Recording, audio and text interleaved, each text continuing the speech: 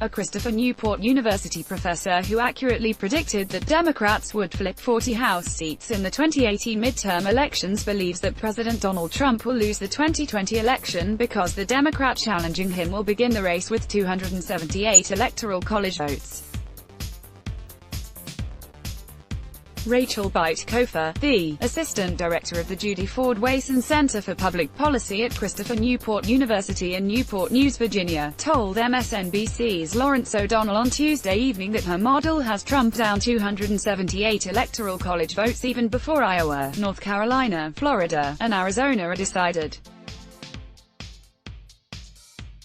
She believes that Florida will likely go for Trump because of the state's older voters, but that still won't be enough for Trump to win back the White House. Byte-Kofer also told O'Donnell this week that the election of Donald Trump is a needed kerosene on a lazy and complacent Democrat electorate that was taking former President Barack Obama's coattails for granted and didn't show up in big numbers in 2016, because they took for granted that Trump would not be elected. According to Byte-Kofer, Democrats will not be complacent in 2020, and she argues that Democrats will be better off turning out their base than trying to persuade the mythical moderate swing voter. My model for 2020 starts off with Democrats at 278 Electoral College votes, and that's a problem for Trump, because of course he needs 270 to win. It does that because of my model's prediction, based on turnout and predicted vote share, that Pennsylvania and Michigan will slip back to the Democrats, she recently told Salon. I'm uncertain about Ohio, but even if Trump wins Ohio, he can't win the other 3 Midwestern states. Then, as you point out, I have 4 toss-up states: Arizona, North Carolina, Florida and Iowa. Even if he wins all 4 of them, the Democrats have already won the election, and the idea that he would win all 4 is pretty unlikely. Byte-Kofer argued to Salon that midterm voters turned out for Democrats because of negative partisanship. Trump Inc. made him enraged, and told O'Donnell on Tuesday evening that Trump is also trying to use negative partisanship to his advantage by trying to run against the left-wing squad. Byte-Kofer, though, argues in her paper, with 16 months to go, negative partisanship predicts the 2020 presidential election, that, barring a shock to the system, Democrats will recapture the presidency in 2020 because Trump's 2016 path to the White House, which was the political equivalent of getting Delta Royal flush in poker, is probably not replicable in 2020 with an agitated Democratic electorate.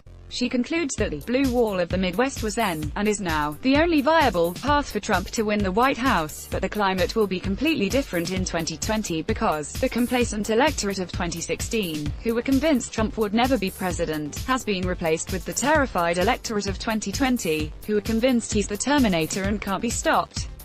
Byte-Kofer further explains why Trump is in deep trouble in the Midwest. Why is Trump in so much trouble in the Midwest?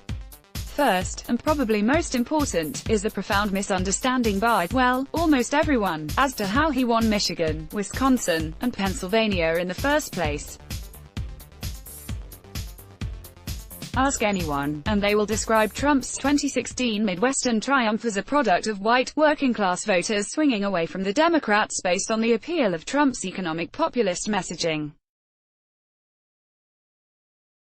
Some will point to survey data of disaffected Obama to Trump voters and even Sanders to Trump voters as evidence that this populist appeal was the decisive factor. And this is sort of true. In Ohio, Trump managed the rare feat of cracking 50%. Elsewhere, that explanation runs into empirical problems when one digs into the data. Start with the numerical fact that Trump won Pennsylvania, Wisconsin, and Michigan with 47.22%, 48.18%, and 47.5% of the vote, respectively, after 5 times the normal number in those states cast their ballots for an option other than Trump or Clinton. This, combined with the depressed turnout of African Americans, targeted with suppression materials by the Russians, and left-leaning independents turned off by Clinton, targeted with defection materials by the Russians, allow Trump to pull off an improbable victory, one that will be hard to replicate in today's less nitpicky atmosphere. Yet, the media, and the voting public, has turned Trump's 2016 win into a mythic legend of invincibility. The complacent electorate of 2016, who were convinced Trump would never be president, has been replaced with the terrified electorate of 2020, who are convinced he's the Terminator and can't be stopped. Under my model, that distinction is not only important, it is everything. In what will be music to the ears of Democrats who believe the way to beat Trump is to turn out the left-wing base and not worry about mythical moderate swing voters, Breitbart told O'Donnell that, "This ain't our granddaddy's electorate anymore, and the time when you could persuade large swathes of the electorate over has passed. I'm not saying that moderates aren't important or that there aren't moderates. There certainly are and they can be appealed to, although Democrats don't do it well, but really it's all about the base," said Breitbart, who believes Trump will have to spend resources and play defense in Arizona, Texas, North Carolina, and Georgia. Let's block ads. Why?